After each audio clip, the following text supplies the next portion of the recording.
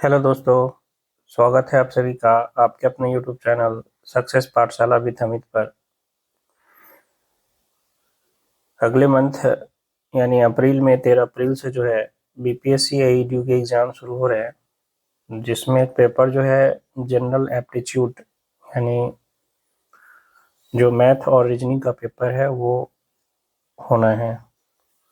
तो मैथ के लिए मैंने एक सीरीज स्टार्ट किया है स्पेशली एईडीयू के लिए कि जो थोड़े अच्छे लेवल के जो क्वेश्चन हैं उसका जो है सॉल्यूशन कराया जाए। तो पहले वीडियो में मैंने प्रॉफिट एंड लॉस का सॉल्यूशन कराया था 25 अच्छे क्वेश्चन का। तो इस वीडियो में परसेंटेज के क्वेश्चन को सॉल्व करूंगा। कुछ स्टूडेंट का कहना है कि ये जो है क्वेश्चन बहुत हार्ड लेवल है, तो एग्जामिनेशन जो है अब पहले की अपेक्षा कठिन होते जा रहा है।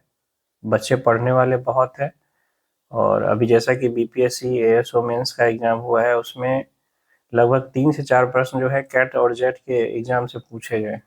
तो ये कहना है कि ये क्वेश्चन पूछे जाएंगे नहीं पूछे जाएंगे, ये गलत है। आसान वाले चीज तो आप लोग बना ही रहे हो, यूथ पब्लिकेशन से करवाए ही हैं। और ये कुछ हार्ड एकदम हार्ड लेवल भी नहीं है ना, इसको एवरेज बोला जाता है। तो एग्जामिनेशन में ऐसे क्वेश्चन देखने को मिलेंगे और ये सभी क्वेश्चन किसी न किसी एग्जाम में पूछे गए हैं और बीपीएससी हमेशा से कॉपी करते रहा है क्वेश्चन को। वो नए क्वेश्चन अपना बहुत कम बनाता है। अब बीपीएससी के मैथ के क्वेश्चन को एनालाइज करोगे तो आपको अधिकतर क्वेश्चन जो सेंट्रल लेवल के एसएससी हैं वहां से देखने को मिलेगा, डिट्टो क्वेश्चन है ना, रेलवे के एग्जामिनेशन से दिखेगा। तो बीपीएससी कॉपी करता है चीज़ों को, ठीक है। तो ये सभी क्वेश्चन किसी न किसी एग्जाम में पूछे गए हैं और थोड़े से अच्छे लेवल के हैं। एकदम हार्ड लेवल इसको नहीं कहते। हार्ड का मतलब एक क्वेश्चन में 5 मिनट 4 मिनट क्वेश्चन को सॉल्यूशन करने में लगेगा, उसको एकदम हार्ड बोलते हैं, ठीक है। तो ये सभी क्वेश्चन पूछने लायक है, पूछे जा सकते हैं और थोड़े अच्छे लेवल के क्वेश्चन आपको दिखेंगे तो फिर आपको दिक्कत हो जाएगी। इससे अच्छा है कि उसका तैयारी आप करके जाइए। 4-5 क्वेश्चन भी अगर अच्छे लेवल के आते हैं तो वो आप कर पाओ, इसी के लिए मैंने ये सीरीज स्टार्ट किया है, ठीक है। और वीडियो आप लोग शेयर नहीं करते हो, लाइक नहीं बढ़ रहा है, नहीं व्यू बढ़ रहा है, तो थोड़ा सा वीडियो को शेयर कीजिए। माना कि फ्री का चीज़ सबको अच्छा नहीं लगता है, लेकिन प्रयास कीजिए कि जो भी लोग तैयारी कर रहे हैं उनके पास शेयर कीजिए, ठीक है। चलते हैं पहले क्वेश्चन की ओर। कह रहा है परीक्षा में 6000 छात्रों में से 60% लड़के और 90% लड़कियां उत्तीर्ण होती हैं। यदि कुल उत्तीर्ण प्रतिशत 65% था तो लड़कों की संख्या कितनी है। टोटल छात्रों की संख्या दी हुई है 6000, ठीक है। इसमें 60% लड़के हैं और 90% लड़कियां जो हैं, मतलब 6000 में 60% लड़के और 90% जो लड़कियां हैं वो पास होती है, उत्तीर्ण होती है, ठीक। और ओवरऑल जो है यानी 6000 में ओवरऑल जो छात्र होते हैं उनका जो पास परसेंटेज है वो 65% है। तो आपसे पूछ रहा है लड़कों की संख्या। तो एलिगेशन में आपने देखा होगा कि अगर दो अलग अलग चीज दिया हो और उन दोनों का एवरेज दिया हो यानी टोटल मिला के एवरेज दिया हो, तो वहां पे हम लोग एलिगेशन लगा के दोनों की संख्याओं का अनुपात निकाल सकते हैं। कहने का मतलब हमें लड़का और लड़की के पास होने का परसेंटेज दिया हुआ है 60% और 90%, और टोटल जो छात्र का पास परसेंटेज है वो कितना है 65। तो अगर हम लोग इसमें क्या करें, एलिगेशन लगा दे तो हमें लड़के और लड़कियों की संख्या का अनुपात पता हो जाएगा। तो यहाँ से कितना हो गया 25 और ये हो गया आपके पास 5, यानी 25:5 बोले तो 5 से कट जाएगा 5 बार में, यानी 5:1, ठीक है। यानी लड़कों और लड़कियों की संख्या का अनुपात 5:1 है। आपसे पूछ रहा है लड़कों की संख्या। तो देखिए टोटल छात्र 6000 दिया हुआ है, यानी 5 लड़का और 1 लड़की, तो 6 यूनिट का वैल्यू आपको 6000 दिया हुआ है। तो 1 यूनिट का वैल्यू कितना हो जाएगा 1000 हो जाएगा। आपसे पूछा है लड़कों की संख्या यानी 5 यूनिट, तो कितना हो जाएगा 5000। ऑप्शन नंबर बी इसका सही आंसर हो जाएगा। दो उम्मीदवार के बीच चुनाव में पंजीकृत मतदाताओं में से 20% ने अपना मत नहीं दिया और 40 मत अवैध घोषित कर दिए गए। विजेता को पंजीकृत मतों का 42% प्राप्त हुआ और उसे 112 मतों से विजेता घोषित किया गया। पंजीकृत मतदाताओं की संख्या, तो जितना रजिस्टर्ड वोटर था उसकी संख्या पूछ रहा है, तो मान लीजिए कि वो जो है आपका 100 है, ठीक है। कुल जो मतदाता रजिस्टर्ड थे, पंजीकृत मतदाता, वो कितने हैं? 100 है। अब कह रहा है 20% ने मत नहीं दिया। 20% ने मत नहीं दिया, तो कितने प्रतिशत ने मत दिया? मत पड़ा है 80%। ठीक है, कितना पड़ा? 80%। अब इसमें से जो है 40 मत 40 मत बोले तो 40 संख्या में, परसेंटेज नहीं, 40 संख्या में। तो अब ये क्या हो गए? अवैध हो गए। तो वैध मत कितना हो गया? वैध मत तो 80% पड़ा था, इसमें से 40 वो अवैध है, तो 40 वो निकाल दीजिए, तो ये वैध मत हो गया। अब कह रहे विजेता को पंजीकृत मतों का 42%। पंजीकृत मत कितना? 100। तो 100 का 42% मिला है विजेता को, यानी विजेता को मिला है 42%। ठीक है, विजेता को मिला है 42%। तो बताइए हारने वाले को कितना मिला होगा? हारने वाले को तो कहिएगा वोट पड़ा कितना? वोट पड़ा है 80% माइनस 40, जो वैध मत है, और विजेता को उसमें कितना मिल गया है? 42%। तो टोटल में से विजेता का हटा लेंगे, जो वैध मत है टोटल, उसमें से विजेता का हटा लेंगे तो हारने वाला का मिल जाएगा। यानी हारने वाले को मिला है 80% माइनस 40, वो वोट है, याद रखिएगा, परसेंटेज नहीं है, और माइनस का 42%। 80% में से 42% जाएगा तो कितना हो जाएगा? 38%, और माइनस का 40। ठीक है, ये 80% में से 40 घटा सकते हैं? नहीं, 80% अलग चीज है, 40 अलग चीज है, ये परसेंटेज में है और ये संख्या है। ठीक है, तो हारने वाले को कितना मिला? 38% माइनस 40। जीतने वाले को 42%। जीतने वाले कितना से जीता? तो जीतने वाले को 42% मिला, हारने वाले को 38% माइनस 40 वो वोट। तो इसमें से इसको घटा देंगे तो हमें जीतने की संख्या पता हो जाएगी कि कितना वोट से जीता है, और यही दिया हुआ है कितना? 112। विजेता कितना वोट से जीत रहा है? 112 वोट से। तो 42% में से 38 जाएगा तो 4%, माइनस माइनस प्लस 40 वोट बराबर 112। 40 को उधर ले जाएंगे तो 4% का वैल्यू हो जाएगा 112 माइनस 40, 72। यानी 1% का वैल्यू हो जाएगा 18 चौक 72, तो 100% का वैल्यू हो जाएगा 1800। यानी मतों की जो कुल संख्या थी, यानी जो कुल रजिस्टर्ड वोटर थे, रजिस्टर्ड वोटर, वो कितने थे?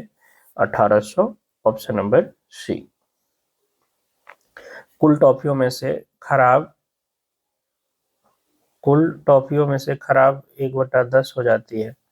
यहाँ पे 1/10 यहाँ होना चाहिए था। ठीक है, कुल टॉफियों में से 1/10 खराब हो जाती है। शेष का 35% एस को दिया जाता है, और कुल टॉफियों का 1/8 एन को दिया जाता है। यदि एन वाली टॉफियाँ खराब टॉफियों से 10 अधिक है तो एस को कितनी टॉफियाँ दी गई? टोटल का 1/10 खराब हो गया, जो बच गया उसका 35% एस को दिया, और टोटल का 1/8 एन को दिया। एन वाली टॉफियाँ जो है खराब वाली टॉफियों से 10 अधिक है। तो देखिए, अगर कुल टॉफी अगर हम x माने तो उसमें से खराब कितना हो गया? खराब हो गया 1/10, ये खराब वाला है। और n को कितना मिला है? टोटल का 1/8, यानी x/8। अब कह रहा है कि n को जो है खराब टॉफियों से 10 अधिक मिला है। n को खराब टॉफियों से 10 अधिक, यानी x/8 जो n को मिला है वो x/10 से कितना अधिक है? 10 अधिक। तो यहाँ से आपको टोटल टॉफी मिल जाएगा। कितना हो जाएगा एलसीएम? 40, ये 5x माइनस 4x बराबर 10, यानी x बराबर हो जाएगा 400। तो पता चल गया कि टोटल जो टॉफी है वो कितनी है? 400 है। अब पूछ रहे हैं आपसे कि s को कितना मिला, तो खराब होने के बाद जो बच गया उसका 35%। तो टोटल 400 है, खराब कितना हुआ था? 1/10। खराब कितना हुआ था? 1/10। तो बच गया कितना? 9/10। अच्छा, यानी 360 बच गया। इस 360 का कितना? 35% एस को मिला है। 360 का 35% एस को मिला है। 1 0 से 0 खत्म, 7 5 35, ये 5 दूना 10, 2 से 18 बन गया। 18 सते 126, यानी एस को कितना टॉफी मिला है? 126। Option number A. एक निश्चित वर्ष में एक शहर की जनसंख्या 18,000 थी। अगले वर्ष पुरुषों की जनसंख्या में 5% की वृद्धि हुई और महिलाओं की जनसंख्या में 7% की वृद्धि हुई। कुल जनसंख्या बढ़कर 19,200 हो गई। तो उस दिए गए वर्ष में पुरुष और महिलाओं की जनसंख्या का अनुपात बताइए। टोटल 18,000 था, पुरुष बढ़ा 5%, और महिला बढ़ी 7%, टोटल हो गया 19,200। तो वृद्धि, टोटल वृद्धि आपको पता है कितना हो गया, 19,200 हो गया था, पहले कितना था 18,000, तो बढ़ गया कितना 1,200 बढ़ गया। अगर परसेंटेज में निकालना चाहे तो ये 1,200 बढ़ा कितना में, 18,000 में, और परसेंटेज में निकलेंगे 100%। तो 2 जीरो से 2 जीरो खत्म, 1 जीरो से 1 जीरो खत्म, और 36, 18 ये और 20 बार में, यानी टोटल परसेंटेज वृद्धि हुई है 20/3%। अभी आपको पहला क्वेश्चन में क्या बताएं कि दो चीज दिया हो, जैसे पुरुष का परसेंटेज वृद्धि और महिला का परसेंटेज वृद्धि दिया हुआ है, ओवरऑल परसेंटेज वृद्धि है, तो एलिगेशन लगा सकते हैं, यानी पुरुष महिला, पुरुष का हुआ है 5, महिला का 7, ओवरऑल 20/3। एलिगेशन लगा दीजिए, रेशियो पता हो जाएगा। आप चाहते हैं इस 3 को नहीं देखना, फ्रैक्शन में हो जाएगा, ठीक है, इस 3 को नहीं देखना, तो आप क्या कर सकते हो, यहाँ से जो 20/3 था, ठीक है, इस 3 को हटाने के लिए 3 से गुना कर देते हैं, तो सब में गुना करना होगा, ठीक है, इसमें भी 3 से, इसमें भी 3 से, और इसमें भी 3 से, तो ये चीज आपका कितना हो जाएगा, ये हो गया 15, ये हो गया आपका 21, और ये 20। एलिगेशन लगा देते हैं, यहाँ से ये 1 और यहाँ से ये 5, यानी पुरुष और महिलाओं की जो जनसंख्या का अनुपात था वो कितना था, 1:5 था। Option number B. रवि के पास शुरुआत में चॉकलेट एक निश्चित संख्या, रवि के पास शुरुआत में चॉकलेट की एक निश्चित संख्या थी, जबकि रवि के पास शुरुआत में जितनी चॉकलेट थी उन चॉकलेट की संख्या का 80% भानु के पास शुरुआत में था। रवि अपने चॉकलेट का 10% अपनी बहन को देता है, जबकि भानु के पास शुरुआत में जितनी चॉकलेट थी उसकी 35% चॉकलेट उसे अपने अंकल से और मिल जाती है। यदि भानु के पास अंततः 54 चॉकलेट थी तो रवि के ने अपनी बहन को कितनी चॉकलेट थी। तो क्वेश्चन सिर्फ इतना बड़ा लग रहा है, क्वेश्चन में है नहीं। रवि के पास जितना भी था ना उसका 80% भानु के पास था, तो रवि के पास मान लीजिए अगर 100 है तो भानु के पास कितना होगा, 80%, यानी 80। रवि अपनी बहन को अपनी चॉकलेट का 10% देता है, तो बहन को रवि कितना दिया, 100 का 10%, कितना हो जाएगा 10, ठीक। अब कह रहा है कि भानु के पास जितना शुरुआत में था ना उसका 35% चॉकलेट उसको अपने अंकल से मिल जाता है, यानी 80 का 35% चॉकलेट वो अपने अंकल से ले लेता है। तो 20 से ये कितना, 4 से 20 बार में, 20 से 4 बार में, 20 से ये 5 बार में, 5 से 7 बार में, यानी 28 चॉकलेट जो है भानु अपने अंकल से ले लेता है। पहले 80 था, 28 अंकल से लिया, 108 हो गया, और इस कारण से अंततः उसके पास 54 चॉकलेट हो गए। तो मेरे हिसाब से 108 है, जबकि ओरिजिनली उसके कितना है, 54 है, यानी 108 का वैल्यू 54 है, तो 2 का वैल्यू कितना हो जाएगा, 1। आपसे क्या पूछा है, रवि अपनी बहन को कितना दिया है, तो 10 वो दिया है, तो 10 यूनिट का वैल्यू 5 से गुना कर देंगे तो 5 10 हो जाएगा ना, 2 यूनिट 1 तो 10 यूनिट 5, यानी रवि अपनी बहन को कितना चॉकलेट दिया है, 5 चॉकलेट दिया है। Option number C. एक परीक्षा में ए और बी 2 पेपर थे और दोनों पेपरों में से प्रत्येक में अधिकतम अंक 10 थे। हालांकि पेपर ए और पेपर बी का निर्धारित भारांक क्रमशः 2:1 के अनुपात में था। जोनाथन ने पेपर ए में 10 में से 8 अंक प्राप्त किए और परीक्षा में कुल मिलाकर 70% अंक प्राप्त किए। उसने पेपर बी में 10 में से कितने अंक प्राप्त किए। तो सबसे पहले तो 2 पेपर थे और दोनों का जो मैक्सिमम अंक था वो कितना था, 10 था, लेकिन जो वेटेज है दोनों का वो 2:1 में था। अब ये वेटेज क्या होता है, ठीक है, यहीं पे कंफ्यूजन हो जाती है बच्चों को। आपने 11th और 12th का एग्जाम दिया, ठीक है, तो जनरली रिजल्ट जो बनता है वो 12th के एग्जाम में बनता है। मान लो हमने कहा कि दोनों तो एक ही चीज है, जो 12th आप पास करते हो वो पूरा 11th 12th टोटल पढ़ाई का होता है, तो हम 11th का भी इसमें मार्क्स जोड़ेंगे। लेकिन मेन 12th होता है तो हम 11th का वेटेज कम रखेंगे, 11th का वेटेज 1 रखेंगे, 12th का वेटेज 2 रखेंगे।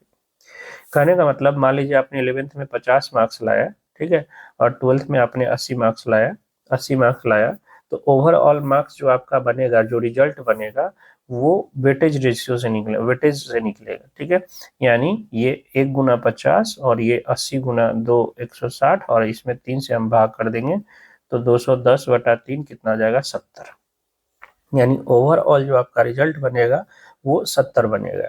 कहने का मतलब जो 80 है उसका हमने 2 पोर्शन उठाया है और 50 का एक ही पोर्शन उठाया है, तो हमारे 12th का वेटेज क्या हो गया, ज्यादा हो गया। 12th का वेटेज ज्यादा हो गया, हमने शामिल 11th को भी किया है। तो ये मत समझिए कि पेपर जो है 200 का हो गया, पेपर 100 का ही है यहाँ दोनों में, लेकिन जो मार्क्स हम उठाए हैं उसमें वेटेज जो है आपके 12th को ज्यादा दिया गया है। ठीक है, तो इसी को कहा जाता है वेटेज। तो ये ध्यान रखिएगा कि पेपर आपके 10 मार्क्स के ही यहाँ पे है क्वेश्चन में, ये नहीं कि 2:1 का मतलब हो गया कि पेपर एक 20 मार्क है, नहीं, हम ए को वेटेज ज्यादा दे रहे हैं। ठीक है, तो ऐसे क्वेश्चन में जो टोटल ओवरऑल निकालना होता है वो वेटेड एवरेज से निकाल सकते हैं। अब इसमें क्या दिया है कि ठीक है, वेटेज ए और बी के पेपर का कितना है, 2:1। ए में लाया 10 में से 8 अंक, 10 में से 8 मतलब 80% लाया, 80% लाया। बी में पता नहीं कितना लाया, और ओवरऑल जो है ये लाया कितना, 70%। ओवरऑल कितना लाया, 70%। तो आप क्या कीजिए, वेटेड एवरेज लगा दीजिए। मान लीजिए यहाँ x परसेंटेज लाया, तो 2 × 80 प्लस 1 × x और बटा में 2 प्लस 1 कितना, 3 बराबर में 70। तो ये आपके पास आ जाएगा 160 प्लस x बराबर 210, यानी x बराबर 50। ये 50 नंबर नहीं है, 50 परसेंटेज माने हैं ना, ये 80%, ये x%, तो ये 70%, यानी दूसरे पेपर में यानी पेपर बी में उसको 50% लाने हैं। तो 10 का 50%, पेपर बी का मैक्सिमम मार्क्स कितना था, 10, 10 का 50% कितना हो जाएगा, 5 हो जाएगा, आधा हो जाएगा। Option number D, paper B में उसको 5 नंबर लाने पड़ेंगे। ए और बी के मासिक वेतन का योग 45,000 है। ए अपने वेतन का 75% और बी अपने वेतन का 80% भाग खर्च करता है। यदि अब उनकी बचत समान है तो बी का वेतन, यानी ए का बचत और बी का बचत क्या है, बराबर है। ए अगर 75% खर्च करता है तो ए का बचत कितना है, 25%, और बी अपने वेतन का 80% खर्च करता है तो बी का बचत कितना है, 20%। ये दोनों क्या है, बराबर है, ए का बचत बराबर बी का बचत। तो यहाँ से ए और बी की आय का अनुपात हो गया 20/25, यानी 4/5। योग दिया हुआ है 45,000, तो ए का 4, बी का 5, टोटल 9 यूनिट 45,000, तो 1 यूनिट 5,000। आपसे पूछा है बी का वेतन, यानी 5 यूनिट 25,000। बी का वेतन कितना है, 25,000 है। Option number A. 3 परिवारों की कुल आय 72,000 है, उनके व्यय क्रमशः 80%, 85% और 75% है। यदि उनके बचतों का अनुपात 8:9:20 है तो दूसरे परिवार की आय बताइए। मान लीजिए 3 परिवार है, ए बी सी, तो इनका जो आय है सबका 100 ये मान के चले, तो व्यय कितना है, 80%, ए का 80%, बी का 85% और सी का 75%। तो बचत क्या हो जाएगा, बचत यहाँ 20%, यहाँ 15% और यहाँ 25%। जबकि बचत का रेशियो जो है, बचत का रेशियो आपको क्वेश्चन दे रखा है कि 8:9:20 है। बचत का रेशियो 8:9:20 है, मतलब ए का बचत 8 है, जबकि मेरे हिसाब से 20% है, यानी जो 8 है ये 20% का वैल्यू है। हमें इसका आय चाहिए, मतलब कितना का चाहिए, 100 का चाहिए, तो ये ए का आय हो गया। अनुपात, बी का बचत 9 है, मेरे हिसाब से 15% है, तो 9 जो है वो 15 का वैल्यू है, तो इसका आय मतलब 100 का वैल्यू। और सी जो है वो 20 बचत करता है, जबकि मेरे हिसाब से 25% है, तो ये 25 का वैल्यू है। आय चाहिए इसका मतलब 100 का वैल्यू चाहिए, तो 100 रेशियो निकालेंगे तो सब कट जाएगा। ठीक है, ये 5 चौका 20 कट गया, 5 तिहाई 15 कट गया, 5 25 कट गया, 5 से सब नीचे वाले को काट दिए, 4 दूना 8, 3 तिहाई 9, 5 चौका 20, यानी इनके आय का रेशियो हमें पता चल गया 2:3:4। ए बी सी के आय का रेशियो 2:3:4, जबकि टोटल आय दिया हुआ है इनका कितना, 72,000। यहाँ से टोटल 3 और 2 5 और 4 9, तो 9 यूनिट 72,000 है। तो यहाँ से 1 यूनिट कितना हो जाएगा, 8,000। आपसे क्या पूछा है, दूसरे परिवार की आय, यानी 3 यूनिट का वैल्यू पूछा है, तो 3 यूनिट का 8×3 = 24,000 हो जाएगा। ऑप्शन नंबर सी, दूसरे परिवार की आय 24,000। एक सॉफ्टवेयर इंजीनियर के वेतन में से यदि 15% मकान की किराए पर खर्च किया जाता है, शेष का 25% घरेलू सामान पर, शेष का 25% आयकर के रूप में और शेष का 15% कपड़ों पर खर्च किया जाता है, तो उसके पास 10,404 शेष बचते हैं उसका कुल वेतन। तो देखिए 15% मकान पे खर्च कर दिया, मान लीजिए कुल वेतन जो है x है, इसका 15% खर्च कर दिया तो बचा कितना 85, शेष 85 बचा। अब इस शेष का जो है 25% घरेलू सामान पर, तो उसके बाद शेष क्या बचेगा, अगर 25 खर्च कर दिया तो 75 बचेगा। अब शेष बच गया घरेलू सामान पर खर्च करने के बाद। अब कह रहा है शेष का 25% आयकर पर, तो इतना का आयकर 25% अगर खर्च कर देगा तो बचेगा कितना 75%। आयकर का खर्च करने के बाद शेष का फिर 15% कपड़ों पर, उसके बाद उसको बचता है, यानी 15% और खर्च कर दिया तो बचा कितना 85%। यही आपको दिया हुआ है कितना 10,404। तो 25 तिहाई 75, 25 चौका 100, 25 तिहाई 75, 25 चौका 100, 17 पचे 85, 20 पचे 100, 17 पचे 85, 20 पचे 100। 17 से कटना चाहिए, 17 छक्का 102 और ये 2 हो गया, 0 17 कम 17, 17 दूना 34, 17 तिहाई 51, 17 छक्का 102, 3 तिहाई 9 चक 36, ऊपर सब खत्म। तो नीचे हो गया कितना x बटा 4 चौका 16 और 4 चक 16 दूना 32 दूना 6400, ये हो गया बराबर 4, यानी x बराबर हो गया 56,256 और 209 यानी 25,600। ऑप्शन नंबर ए इसका सही हो जाएगा। उसका जो कुल वेतन है वो 25,600 है। एक लड़की अपनी आय का 76% खर्च करती है। यदि उसकी आय में 18% की वृद्धि होती है और उसके व्यय में 25% की वृद्धि होती है तो उसकी बचत में कितने प्रतिशत की वृद्धि या कमी होगी, 1 स्थान तक गणना करना है। एक लड़की 76% खर्च करती है, 76% खर्च करती है कहने का मतलब उसका आय अगर 100 है तो खर्च कितना है 76, तो बचत कितना हो जाएगा 24। अब कह रहे हैं कि आय में 18% की वृद्धि हुई, आय में जो है कितना 18%, यानी 18 की वृद्धि हुई और उसके व्यय में 25% की वृद्धि हो गई। 25% का मतलब 1/4, 25% का मतलब कितना 1/4। तो 76 का 25% निकालेंगे तो कितना हो जाएगा 19 चक 76 होता है ना, तो इसका 1/4 19 हो जाएगा, यानी बचत कितना बढ़ गया 19। सोच लीजिए आय बढ़ा 18 अब बचत बढ़ गया 19, आय बढ़ा 18 अब बचत 19, तो बचत बोल रहे व्यय बढ़ गया 19। ठीक है, आय बढ़ा 18 और व्यय बढ़ गया 19 कहने का मतलब बचत एक कम होगा। बचत एक, आपका कमाई 18 रुपया बढ़ रहा है, खर्चा 19 रुपया बढ़ गया, इसका मतलब क्या बचत एक कम हो रहा है। बचत एक कम हो रहा है, यानी पहले 24 था तो अब 23 हो रहा है बचत।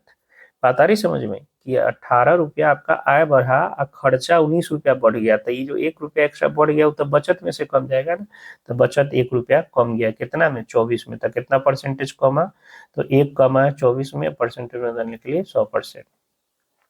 6 चक 24, 25 चौका 100 यानी 25/6%, 6 चक 24 1, और ये आपके पास कितना हो जाएगा 4 6 36, तो एक अंक के बाद पूछा है तो लगभग कितना हो जाएगा 4.2%। ऑप्शन नंबर ए 4.2% की क्या कमी। ठीक है, बचत में 4.2% की क्या हो जाएगी कमी हो जाएगी।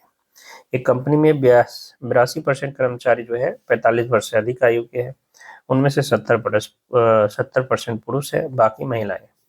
यदि 45 वर्ष से अधिक आयु की 1230 महिलाएं कर्मचारी हैं तो कंपनी में कर्मचारियों की कुल संख्या टोटल 100 में 82% जो है वो 45 वर्ष से अधिक है, यानी कुल कर्मचारी की संख्या अगर हम 100 मान ले तो 45 प्लस वाला कितना है 82, 45 प्लस वाला कितना है 82। ठीक है, अब इस 45 प्लस टोटल में 70% पुरुष है तो 30% क्या होगी महिला होगी, यानी टोटल में कहिए या 45 प्लस में कहिए बात तो एक ही है ना। अगर टोटल का 70% पुरुष है तो 45 प्लस वाले में भी 70% पुरुष है, तो महिला कितनी है 45 प्लस वाला 30%, यानी 82 का 30% अगर हम करेंगे तो ये किसकी संख्या आएगी, वैसी महिलाओं का जो 45 से ज्यादा है, 45 या 45 से क्या है ज्यादा है। ठीक है,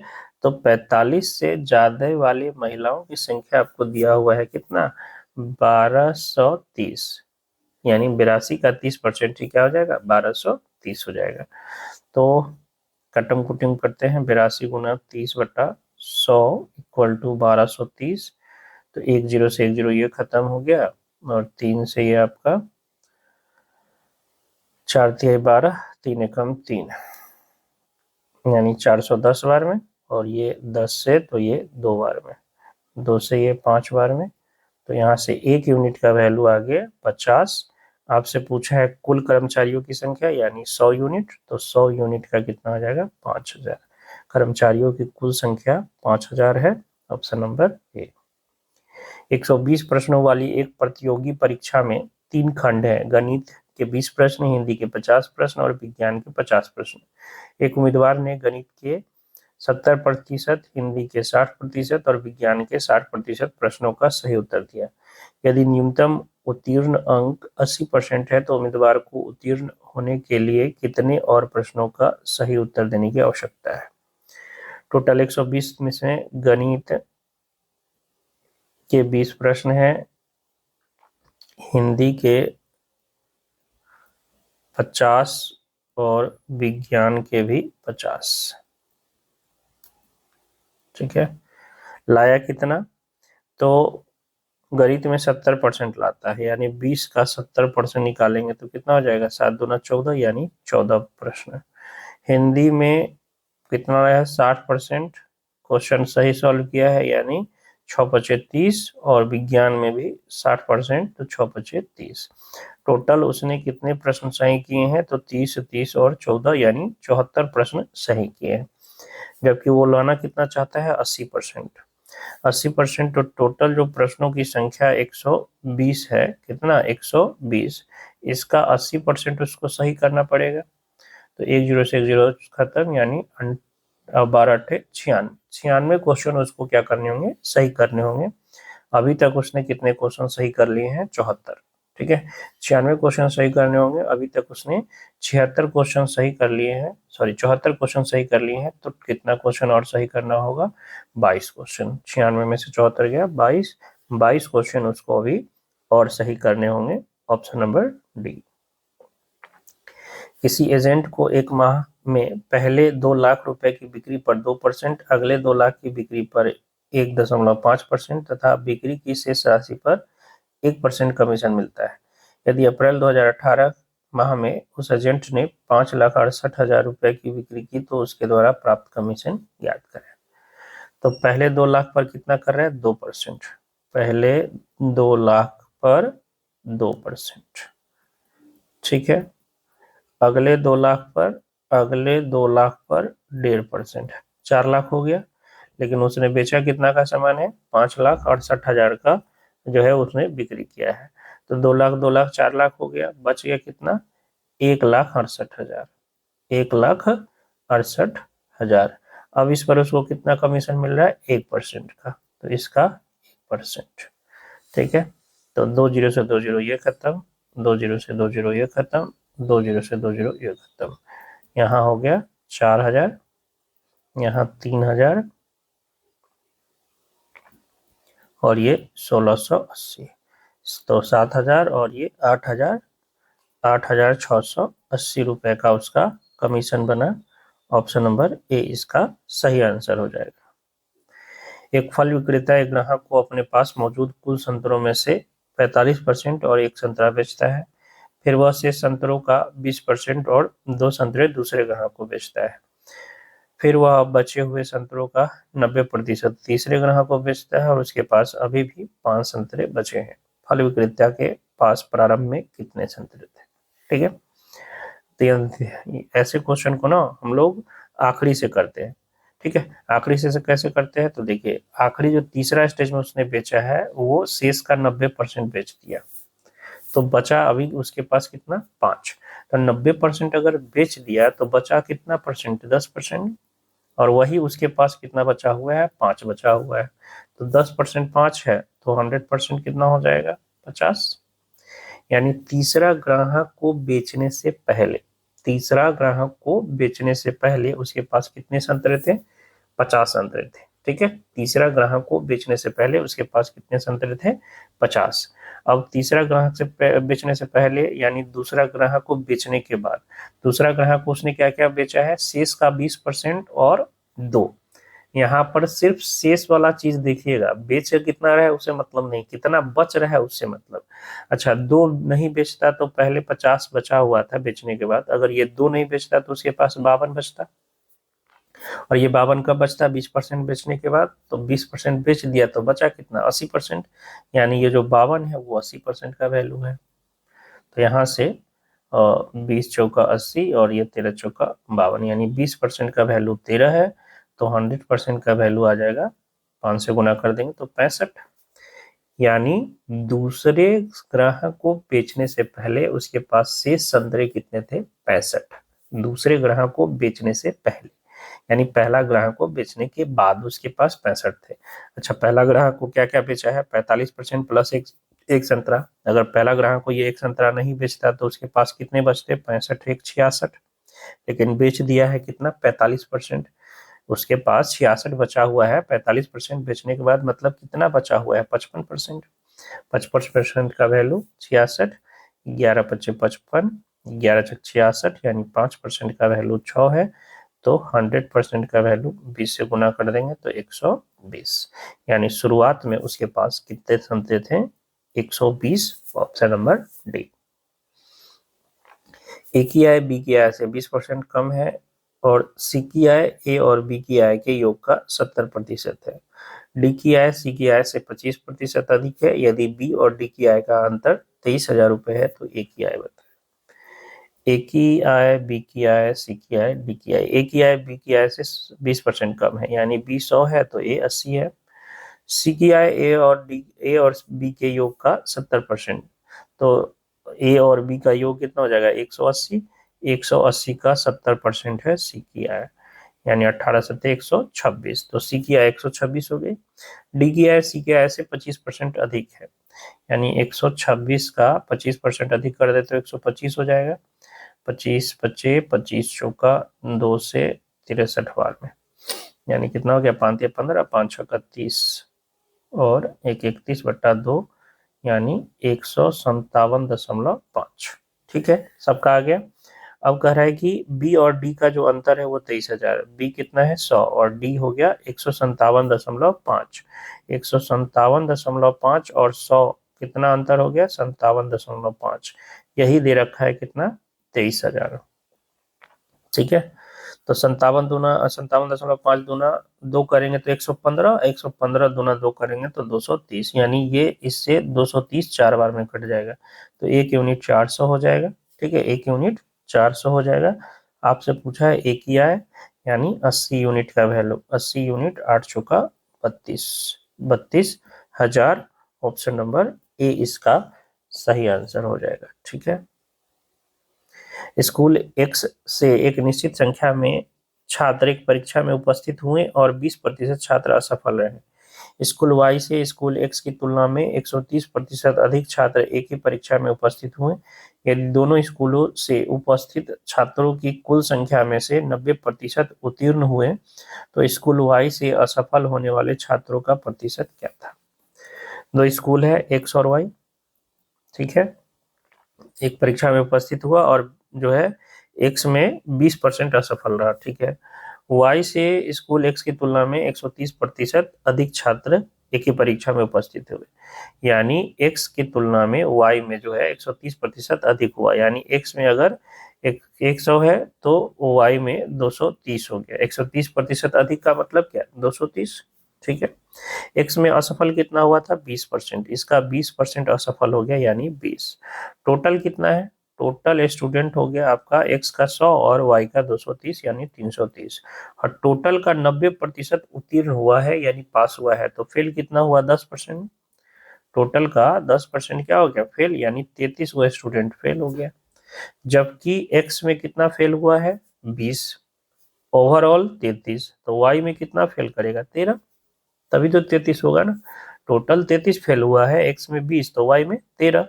13 वो स्टूडेंट फेल हुआ कितना में? 230 में, तो कितना परसेंटेज हो गया? 13/230 गुना 100%। तो 1 जीरो से 1 जीरो खत्म, यानी 130 बटा 23, 23 बचे 115, 15 बचेगा तो 5.7, एक ही ऑप्शन है 5 वाला, तो ऑप्शन नंबर डी इसका सही आंसर हो जाएगा। एक कस्बे की वर्तमान जनसंख्या 15,625 है। यह 2 क्रमागत वर्षों में 8% और 12% बढ़ती है, लेकिन तीसरे वर्ष में 22% घट जाती है। तीसरे वर्ष के अंत में कस्बे की जनसंख्या कितनी होगी? 15,625 था शुरू में, पहला बार हुआ 8% बढ़ा तो 108 बटा 100 हो गया, फिर दूसरा बार 12% बढ़ा तो 112 बटा 100 हो गया, फिर तीसरा बार जो है तीसरे वर्ष वो 22% घट गया, यानी 78 बटा 100 हो गया। इसी को सॉल्व करना है, ठीक है।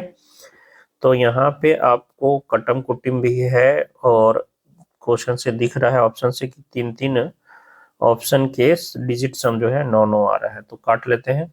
वैसे तो ये आपको पता होगा, ये 25 का क्यू है, तो 25 से ये 625 बार में कटेगा, 25 चौका 100, 25 से 25 बार में, 25 चौका 100, और ये 25 चौका 100, 4 से 27 बार में, 4 से 28 बार में, और 4 से फिर ये 7 बार में, यानी 27 गुना 7 गुना 78। अब यहाँ से गुना करने की जरूरत नहीं है। इसका यूनिट डिजिट क्या होगा? 7×7 9, 9×8 = 72, यानी 2। इसका यूनिट डिजिट 2 होगा। 2 ऑप्शन तो खत्म हो गया, लेकिन 2 ऑप्शन और बचा है, तो डिजिट सम लगा देते हैं। 7 और 2 9, जैसे ही 9 आया, 9 गुना समथिंग करेंगे कोई भी चीज, तो उसका डिजिट सम क्या आ जाएगा? 9 ही आएगा। देखिए इन दोनों में 9 किसका है? आखिरी वाला का 4 4 8 1 9, तो ये खत्म, इसका तो 2 आ रहा है। 7 और 2 9, अच्छा 4 4 8 1 9, इसका 9 आ रहा है, तो ऑप्शन नंबर सी इसका सही आंसर हो जाएगा, ठीक है। डिजिटल सम पर एक वीडियो आ रहा है, कल या परसों में हो, या हो सके आज भी अगर समय मिलता है तो। डिजिटल सम पर एक जो है वीडियो हम लाएंगे कि उसमें डिजिटल सम कहाँ लगाना है, कहाँ नहीं लगाना है, कैसे लगाना है, ये सब चीजें सीखेंगे, ठीक है। एक स्कूल में लड़कों की संख्या और लड़कियों की संख्या का अनुपात 3:2 है। यदि 20% और 25% लड़कियों को छात्रवृत्ति मिलती है तो कितने प्रतिशत छात्रों को छात्रवृत्ति नहीं मिलती है? लड़का और लड़की की संख्या का रेशियो 3:2। 20% लड़कियों को छात्रवृत्ति मिलती है तो नहीं कितने को मिलती है? 80% को। 25% लड़कियों को मिलती है तो नहीं कितने को मिलती है? 75% को। ओवरऑल आपसे पूछा है, तो या तो आप डेविएशन लगा दीजिए या वेटेज एवरेज लगा दीजिए, जो लगाने लगा दीजिए।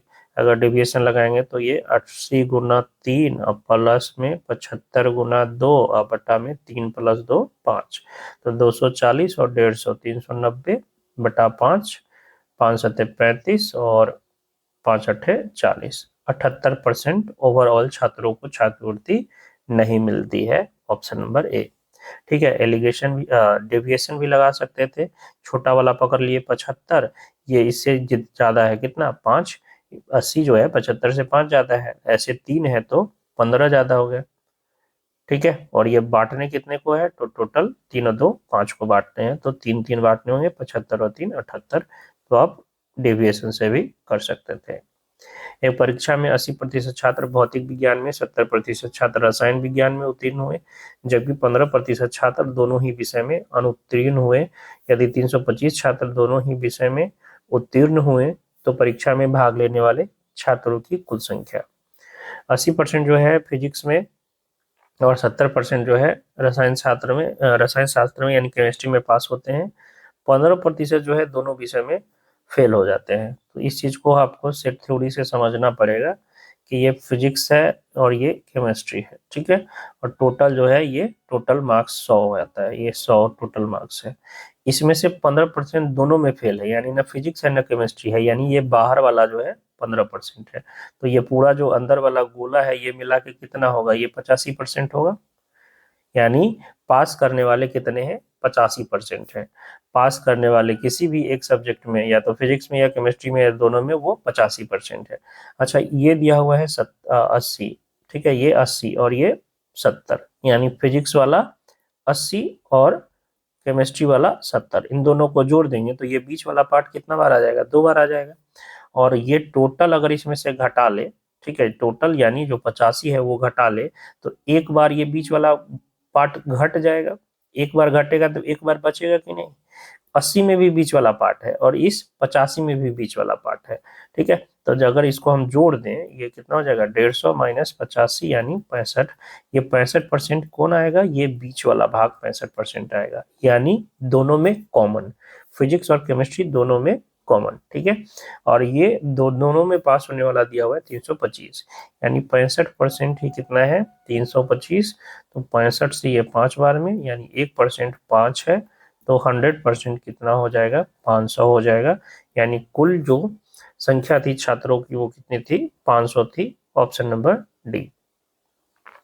पेट्रोल के मूल्य में 52% की वृद्धि होती है, इसकी खपत में कितने प्रतिशत की कमी की जानी चाहिए ताकि उस पर होने वाले व्यय में केवल 14% की वृद्धि हो। 100 का पेट्रोल था, हो गया कितना, 152। आने वाले समय में अभी रियल में इतना होने वाला है, ठीक है। और हम चाह रहे हैं कि अपना खर्चा 14% ही बढ़ाए, यानी 100 का पहले लेते थे, 152 हो गया, लेकिन मेरा कैपेसिटी 114 का ही लेना है, हम 114 रुपया से ज्यादा इन्वेस्ट नहीं कर सकते हैं। तो कह रहा है कि खपतें कम कर दो, पहले जितना लेता था ना लीटर उससे कम लो, तो कितना परसेंट कम लेना होगा, खपत कितना परसेंट कम करना होगा। तो देखिए तो कितना दाम ज्यादा हो रहा है, 114 का कैपेसिटी हमें लेने का, 152 है, यानी 38 रुपया ज्यादा पड़ रहा है। तो हम इस 38 रुपया का तेल कम लेंगे, ठीक है। 38 रुपया का पेट्रोल कम लेंगे, कितना में, 152 में, परसेंटेज में बदलने के लिए 100%। तो 38 से ये 4 बार में कट जाएगा क्या, 38 चौका, हाँ कट जाएगा, और 4 से ये 25 बार में, तो 25%, यानी हमें अपना खपत कितना कम करना पड़ेगा, 25% कम करना पड़ेगा। Option number B. B C D E के वेतन क्रमशः 2:3:4:5 के अनुपात में है, उनके वेतन में क्रमशः 20%, 30%, 40% और 50% की वृद्धि की गई। यदि डी का बढ़ा हुआ वेतन 560 रुपया है, तो बी सी डी और ई के मूल वेतनों का योग, बी दिया है, सी दिया है, डी दिया है, ई दिया है, इनके वेतनों का अनुपात 2, 3, 4, 5। क्योंकि हमें परसेंटेज वृद्धि जो करनी है वो 20, 30, 40, 50 की करनी है, तो हम 2, 3, 4, 5 न मान के 20, 30, 40, 50 मान सकते हैं। अब करते हैं वृद्धि, इसका 20% 4 हो जाएगा, तो वृद्धि होके हो गया 24, ठीक है। इसका 30% करेंगे तो 9 हो जाएगा, 9 का वृद्धि करके ये हो गया 39। इसका 40% वृद्धि करेंगे तो 40, 16 वृद्धि होके हो जाएगा 56, और इसका 50% वृद्धि करेंगे तो 25 वृद्धि होके हो जाएगा 75। तो अब जो नया वेतन का रेशियो है वो 24, 39 और 56, 75 हो जाएगा। आपको दिया है डी का बढ़ा हुआ वेतन 560, डी का बढ़ा हुआ 56 है, तो 56 यूनिट 560, तो 1 यूनिट 10। क्या पूछा है, बी सी डी ई के मूल वेतन, तो 20, 30, 50, 50, 100 और 40, 140 यूनिट का वैल्यू कितना हो जाएगा, 1400 रुपया हो जाएगा। ऑप्शन नंबर ए इसका सही आंसर होगा। ए की आय बी की आय की 80% है और ए का व्यय बी के व्यय का 60% है। यदि ए की आय बी के व्यय के 90% के बराबर है तो ए की बचत बी के बचत से कितने प्रतिशत अधिक है। ए की आय बी की आय का 80% है, यानी ए का बी का 100 है तो ए का 80 हो जाएगा। ये आय है, आय है, रेशियो निकाल दे तो 4:5 हो जाएगा आय। व्यय जो है व्यय, वो ए का व्यय जो है बी के व्यय का 60% है, यानी बी का 100 है तो इसका 60 है, यानी 20 से 3 बार में, 20 से 5 बार में व्यय का आ गया। अब अगर है कि ए का जो आय है वो बी के व्यय का 90% है। ए का आय, फिर से इधर देख लीजिए, ए का आय 4, ए का 4 है तो बी का 5 है, ये आय। और व्यय जो है व्यय ये 3 है तो 5 है। अब कह रहा है ए का जो आय है यानी 4, वो बी के व्यय यानी 5 का 90% है।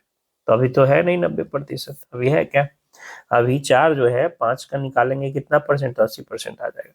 तो हमें इस चीज को यानी ए की आय को बी के व्यय का 90% बनाना है। कैसे बनाएंगे, तो सबसे पहले तो बराबर कर लेंगे 4 और 5 को बराबर, तो 4 और 5 का एलसीएम 20, 20 करने के लिए इसको 5 से और इसको 4 से, ठीक, बराबर हो गया। अब 90% बनाना है। 90% मतलब ये 10 है तो ये 9 होगा, ये 9 होगा तो ये क्या हो जाएगा 10, तभी तो 90%। तो इसको 10 से और इसको 9 से गुना करना है। अब गुना करने से पहले इस दोनों में अगर कुछ कटने वाला है तो आप काट सकते हो, क्योंकि जब बाद में हम रेशियो ही निकालेंगे तो कटेगा ही। तो 5 से इसको क्या कर लीजिए, काट दीजिए, 5 दूना 10, यानी ऊपर कितना से गुना करना है, 9 से। तो अब जो नया होगा, नया आय, वो 9 चक 36 और 9 पचे 45, और जो नीचे हो गया 4 दूना 8 से ना, तो व्यय जो हो गया व्यय वो 24 और 8 पचे 40।